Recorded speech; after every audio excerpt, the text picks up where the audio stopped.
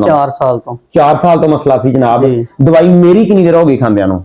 ਤੁਹਾਡੀ ਸਿਰਫ 2 ਹਫ਼ਤੇ। 2 ਹਫ਼ਤੇ ਖਾਦੀ। ਤਬੀਅਤ ਕਿੰਨੀ ਕੁ ਮਾਜੀ ਦੀ ਬਿਹਤਰ ਆ ਮਰੀਜ਼ ਦੀ? ਤਬੀਅਤ ਇਦਾਂ ਕਿ ਉਹ ਇਸ ਤਰ੍ਹਾਂ ਮਹਿਸੂਸ ਕਰਦੇ ਸਵੇਰ ਉੱਠਦੇ ਕਿ ਇਦਾਂ ਹੁੰਦਾ ਜਿੱਦਾਂ ਕਿ ਬਿਮਾਰੀ ਹੈ ਹੀ ਕੋਈ ਨਹੀਂ, मसला है ही कोई नहीं। मसला है ही कोई नहीं। ठीक है, बिल्कुल बेहतरीन महसूस करते। लेकिन वो जी अस्सलाम वालेकुम, कैसे हैं ऑल फ्रेंड्स? मैं आप सबका भाई हकीम अतीक और रहमान सन्यासी फ्रॉम गोजरा।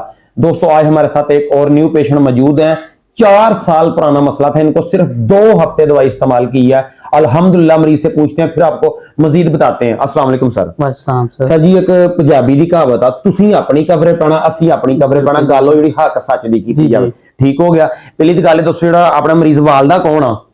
दोस्त है दोस्त आ। ठीक है सर, उन्हां दी किन्नी देर तो मसला सी सर? 4 साल तो 4 साल तो मसला सी जनाब। दवाई मेरी किन्नी देर हो गई खांदियां नूं? ਤੁਹਾਡੀ ਸਿਰਫ 2 ਹਫ਼ਤੇ। 2 ਹਫ਼ਤੇ ਖਾਦੀ। ਤਬੀਅਤ ਕਿੰਨੀ ਕੁ ਮਾਜੀ ਦੀ ਬਿਹਤਰ ਆ ਮਰੀਜ਼ ਦੀ? ਤਬੀਅਤ ਇਦਾਂ ਕਿ ਉਹ ਇਸ ਤਰ੍ਹਾਂ ਮਹਿਸੂਸ ਕਰਦੇ ਸਵੇਰ ਉੱਠਦੇ ਕਿ ਇਦਾਂ ਹੁੰਦਾ ਜਿੱਦਾਂ ਕਿ ਬਿਮਾਰੀ ਹੈ ਹੀ ਕੋਈ ਨਹੀਂ, ਮਸਲਾ ਹੈ ਹੀ ਕੋਈ ਨਹੀਂ। ਮਸਲਾ ਹੈ ਹੀ ਕੋਈ ਨਹੀਂ। ਠੀਕ ਆ, ਬਿਲਕੁਲ ਬਿਹਤਰੀਨ ਮਹਿਸੂਸ ਕਰਦੇ। ਲੇਕਿਨ ਉਹ ਕਹਿੰਦੇ ਕਿ ਅਸੀਂ ਥੋੜੀ ਦਵਾਈ ਹੋਰ ਖਾਣਾ ਚਾਹੁੰਦੇ ਆ ਤਾਂ ਕਿ ਅਸੀਂ ਮੁਕੰਮਲ ਤੌਰ ਤੇ ਜਿਹੜਾ ਨਾ ਕਿ ਫਿੱਟ ਹੋ ਜਾਈਏ। 4 ਸਾਲ ਤੋਂ ਮਸਲਾ ਹੈ ਨਾ? 4 ਸਾਲ ਤੋਂ ਮਸਲਾ। ਤੁਹਾਡੀ ਦਵਾਈ ਖਾਣ ਨਾਲ ਬਿਲਕੁਲ ਉਹ ਇਸ ਤਰ੍ਹਾਂ ਮਹਿਸੂਸ ਕਰਦੇ ਤਾਂ ਬਿਮਾਰੀ ਹੁੰਦੀ ਕੋਈ ਨਹੀਂ। Very good. ਕੋਈ ਨਹੀਂ। ਤੇ ਮਰੀਜ਼ ਦੀ ਉਮਰ ਤਕਰੀਬਨ ਕਿੰਨੀ ਕਾ? ਉਮਰ ਤਕਰੀਬਨ 40 ਸਾਲ ਤੋਂ ਉੱਪਰ ਹੀ ਹੈ। 40 ਸਾਲ ਤੋਂ ਉੱਪਰ ਹੀ ਹੈ। 2 ਹਫ਼ਤੇ ਦਵਾਈ ਖਾਦੀ ਜਨਾਬ। 2 ਹਫ਼ਤੇ ਸਿਰਫ। ਜੀ ਦੋਸਤੋ, ਸਭ ਤੋਂ ਜਿਹੜੀ ਮੇਨ ਚੀਜ਼ ਹੁੰਦੀ ਨਾ, ਮਸਲਾ ਯਾਰ ਜਿੰਨਾ ਮਰਜ਼ੀ ਪੁਰਾਣਾ ਹੋਵੇ, ਭਾਈ ਤੇ 4 ਸਾਲ ਤੋਂ ਕਹਿ ਰਹੇ ਨਾ, ਭਾਵੇਂ 40 ਸਾਲ ਪੁਰਾਣੇ ਵੀ ਅਲਹਮਦੁਲਿल्लाह ਮਰੀਜ਼ਾਂ ਦੇ ਰਿਵਿਊ ਤੁਹਾਡੇ ਨਾਲ ਐਡ ਕਰਾਂਗੇ।